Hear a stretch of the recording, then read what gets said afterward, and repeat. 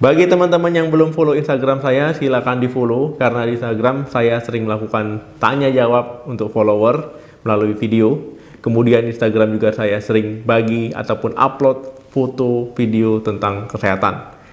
Nah, untuk teman-teman yang belum follow, silakan follow karena di Instagram juga saya sering bagi-bagi rezeki untuk teman-teman semua.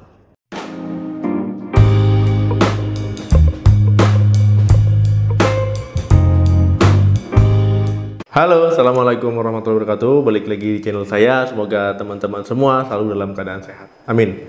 Teman-teman ya, diabetes mellitus ataupun gula darah tinggi ataupun orang sering bilang sakit kencing manis itu bisa menyerang siapa saja. Nah, berhubung bisa menyerang siapa saja, ya alangkah baiknya kalau kita itu melakukan pencegahan. Nah, jadi dengan kita mencegah itu lebih baik daripada kita mengobati. Nah, mencegahnya bagaimana? Ya, mencegahnya kita merubah gaya hidup kita menjadi lebih sehat, ya. Kemudian juga kita harus memperhatikan makanan dan minuman yang kita konsumsi, karena makanan dan minuman itu berperan penting juga ya terhadap resiko kita terkena diabetes mellitus ataupun sakit kencing manis. Nah, teman-teman, pada video kali ini kita akan membahas makanan dan minuman yang beresiko sebabkan diabetes mellitus ataupun penyakit kencing manis. Jadi memang ada beberapa makanan dan minuman ya yang secara umum bisa beresiko menyebabkan teman-teman terkena diabetes mellitus ataupun sakit gula darah tinggi ini. Nah, makanan yang pertama adalah tinggi karbohidrat. Nah, jadi makanan yang tinggi karbohidrat ini bisa meningkatkan resiko teman-teman terkena diabetes. Nah, makanan tinggi karbohidrat misalkan gula ya, kemudian juga nasi putih, roti, kue ya, tepung putih. Ya, kemudian juga misalkan teman-teman makan donat ya. Nah, jadi memang makanan-makanan tersebut ya meningkatkan resiko teman-teman terkena diabetes. Kenapa? Karena makanan tersebut itu mudah dicerna, mudah diolah ya, sehingga kadar gula darah bisa tinggi ya, mendadak tinggi, kemudian insulin juga mendadak tinggi ya. Kalau lama-lama ini bisa meningkatkan resiko teman-teman terkena diabetes mellitus. Nah, berarti nggak boleh dong makan itu, Dok? Ya boleh. Ya boleh, tetapi konsumsinya harus sewajarnya, jangan berlebihan ya, karena kalau sesuatu yang berlebihan itu tidak baik. Jadi mengkonsumsinya, porsinya harus benar-benar teman-teman perhatikan. Yang kedua, makanan tinggi lemak jenuh dan lemak trans. Nah, jadi lemak jenuh dan lemak trans ini juga bisa meningkatkan kadar gula darah teman-teman ya, karena dia bisa meningkatkan kadar kolesterol. Nah, karena kolesterol yang tinggi ini merupakan faktor risiko terkena diabetes mellitus tipe 2. Nah, jadi teman-teman ya, makanan ini misalkan teman-teman sering temui di daging olahan yang tinggi natrium. Kemudian misalkan teman-teman makan daging merah ya. Nah, itu daging merahnya itu digoreng ya, ataupun makan goreng-gorengan. Ya, ini cenderung akan tinggi kandungan lemak trans. Nah, kemudian teman-teman ya, makanan yang mengandung lemak trans dan lemak jenuh ini bisa teman-teman temui misalkan daging berlemak ya, kemudian juga mentega, susu berlemak. Nah, jadi memang harus memperhatikan apa yang teman-teman makan, apalagi kalau seandainya berlebihan. Nah, jadi ini bisa meningkatkan resiko teman-teman terkena diabetes mellitus ya. Yang ketiga, buah kering ya, manisan buah kering ini paling sering dijumpai ya, paling gampang karena ini awet.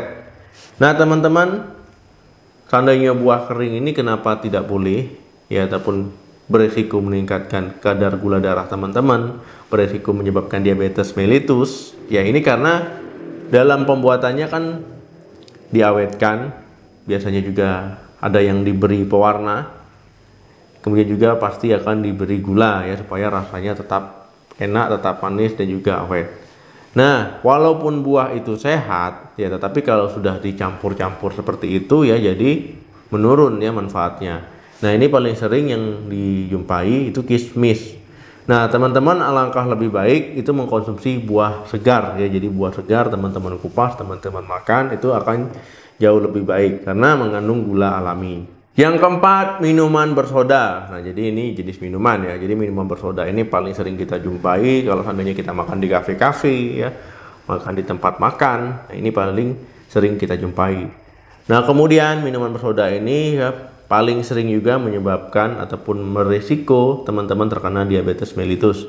Kenapa? Karena minuman bersoda ini biasanya mengandung pemanis buatan ya, ataupun ada tambahan gula di situ ya, sehingga bisa tinggi kalorinya, bisa meningkatkan berat badan teman-teman, jadi naik ya, akhirnya teman-teman juga bisa beresiko terkena diabetes mellitus. Nah, jadi daripada teman-teman mengkonsumsi minuman bersoda, ya lebih baik teman-teman konsumsilah air putih ya 8 gelas per hari ataupun minimal 2 liter.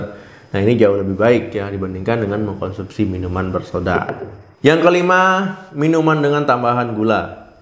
Nah, jadi teman-teman minuman dengan tambahan gula ini maksudnya ya misalkan teman-teman beli jus ya di tempat penjual jus, beli kopi ya buat susu, kemudian juga minuman bersoda ataupun teh kemasan ya ataupun minuman berkemasan ya yang ada tambahan gula, yaitu pasti kalorinya akan juga naik ya, sehingga itu tadi bisa menyebabkan teman-teman berat badannya naik sehingga beresiko gula darahnya juga jadi tinggi. Nah, jadi memang minuman dengan tambahan gula kalau bisa dikonsumsi sewajarnya saja. Kalau mau mengkonsumsi air putih itu jauh lebih baik. Yang keenam, minuman berenergi. Nah, jadi minuman berenergi ini ya kafeinnya ada, tinggi kalori ya karena mengandung karbohidrat juga. Nah, jadi paling sering dijumpai kalau seandainya teman-teman olahraga mau supaya kuat gitu ya anggapannya, supaya tahan kantuk. Nah, jadi memang minuman ini bisa menyebabkan gula darah naik, bisa menyebabkan resistensi insulin. Jadi memang sebaiknya minuman ini dihindari ya. Kalau seandainya teman-teman hobi ya mulai sekarang ya tidak lagi mengkonsumsi minuman ini kalau memang tidak perlu-perlu amat ya. Nah, lebih baik teman-teman mengkonsumsi air putih. Yang ketujuh, minuman beralkohol. Nah, jadi teman-teman ya minuman beralkohol ini ya kalau teman-teman konsumsi orang yang sudah terkena diabetes, ya diabetesnya akan semakin buruk. Nah, apalagi orang yang belum terkena diabetes ini bisa meningkatkan risiko terkena diabetes. Nah, jadi teman-teman ya minuman beralkohol ini sebaiknya tidak dikonsumsi, tidak digunakan ya.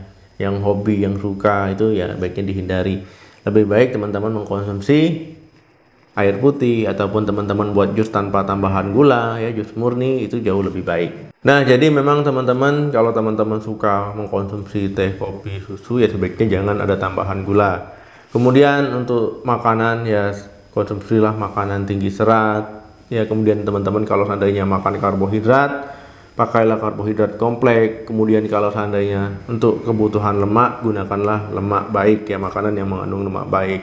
Protein juga ya, serat dan vitamin juga dari sayur dan buah.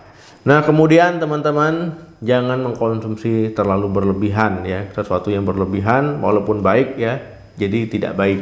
Nah, jadi konsumsilah sewajarnya saja. Kemudian selain makanan dan minuman tadi ya, teman-teman juga harus memperhatikan kadar gula darahnya. Bagaimana caranya? Ya rajin-rajin untuk mengecek kadar gula darahnya ya, supaya ini mencegah. Nah, tadi kan tujuan kita mencegah lebih baik daripada mengobati ya.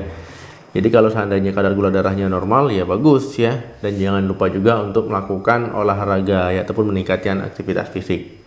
Oke teman-teman, ya itu tadi makanan dan minuman yang beresiko menyebabkan diabetes mellitus. Nah, jadi teman-teman sebaiknya pikir-pikir lagi ya. Saya harap setelah menonton video ini teman-teman jauh lebih sehat ya gaya hidupnya. Kemudian makan dan minumnya juga ada perubahan. Jangan lupa like, share, dan komen di video ini. Semoga yang sedang sakit segera diberikan kesembuhan. Amin. Semoga kita semua selalu dalam keadaan sehat. Salam sehat, sampai jumpa.